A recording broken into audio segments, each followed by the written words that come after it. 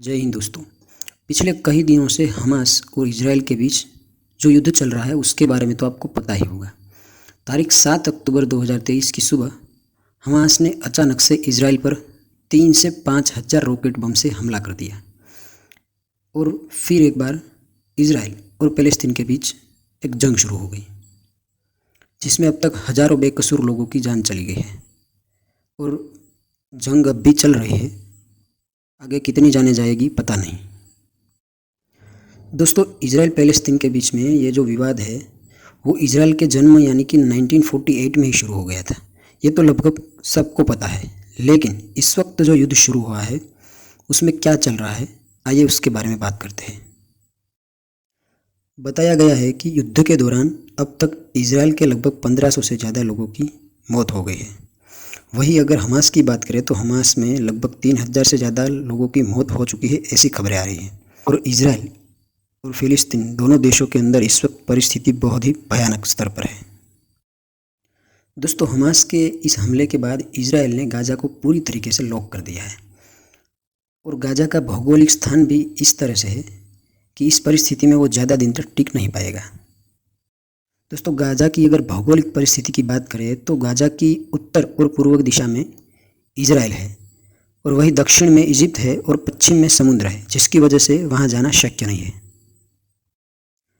Gaza में लगभग 20 लाख से ज़्यादा की आबादी है और यहाँ पर वस्ती की सतह इतनी ज़्यादा है कि प्रति स्क्वायर किलोमीटर में लगभग 5,500 से ज़्यादा लोग रहते हैं, जो कि बहुत ही ज़्यादा है।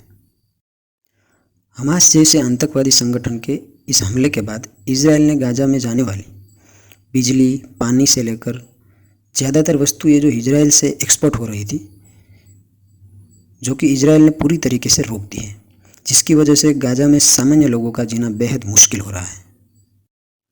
अब इस युद्ध की परिस्थिति में इजराइल और इजिप्ट दोनों देशों ने गाज़ा की सरहद को पूरी तरीके से सील कर दिया है और अगर खोलना भी होता है तो अपनी मर्ज़ी से खोलते हैं और अपनी मर्ज़ी से सरहद को बंद कर देते हैं।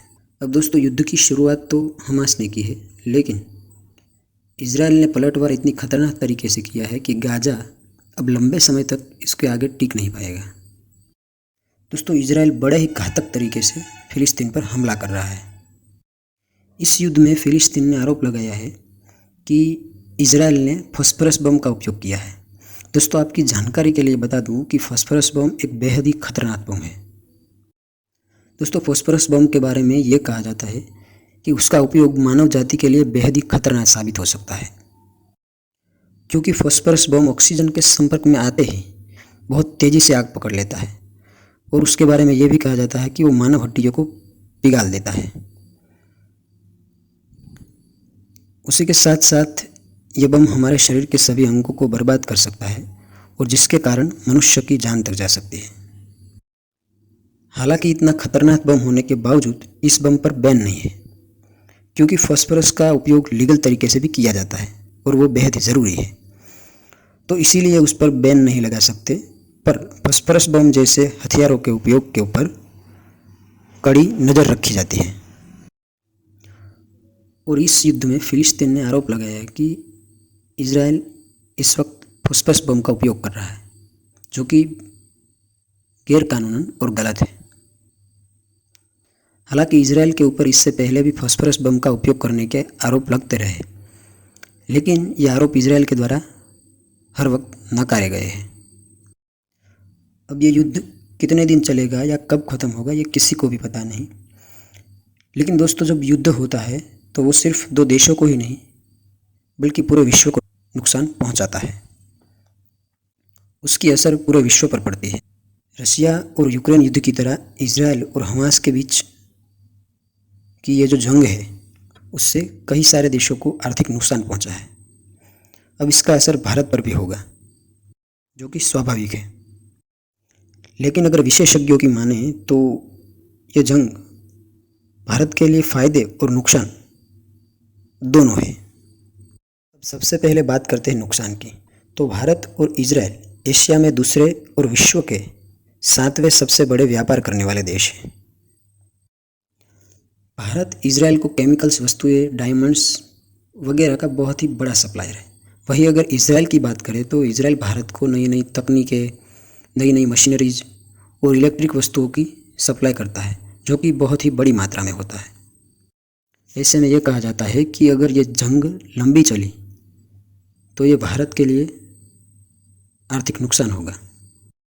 वही अगर हम फायदे की बात करें तो कहा जाता है कि इजराइल में चल रहे इस जंग की वजह से वहाँ की जो बड़ी बड़ी मल्टीनेशनल कंपनीज है वो किसी और देश में जाने की सोच रही है, और माना जाता है कि उनकी पहली पसंद भारत है, क्योंकि भारत में उनको मैन पावर और सारी सहूलियतें बड़े आराम से मिल सकती हैं। हालांकि भारत समेत पूरे विश्व के देशों ने इजराइल और फिलिस्तीन के बीच चल रही इस जंग को लेकर शोक प्रकट किया है और जंग जल्द ही ख़त्म हो जाए ऐसी आशा व्यक्त की है, और यही पूरे विश्व के लिए अच्छा है। हालांकि इजराइल के बारे में यह कहा जाता है कि वो पूरी गाजा पट्टी को जीते बिना यह जंग ख़त्म नहीं करेगा, और उसके लिए इजराइल सक्षम भी है और तैयार भी है।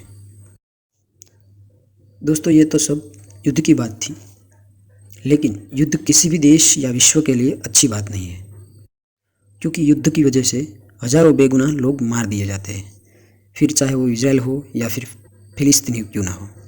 लेकिन दोस्तों, अब इस युद्ध के बारे में ये कहा जाता है कि युद्ध की शुरुआत भले ही फिलिस्तीन ने की हो, लेकिन उसे पूरी तरीके से ख़त्म करेगा अब इजराइल।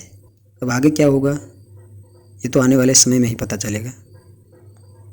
तो ये थी कुछ माहिती इजराइल और फिलिस्तीन की वॉर के बारे में। अगर आपको यह अच्छी लगी हो तो शेयर ज़रूर करें। तब तक के लिए जय हिंद।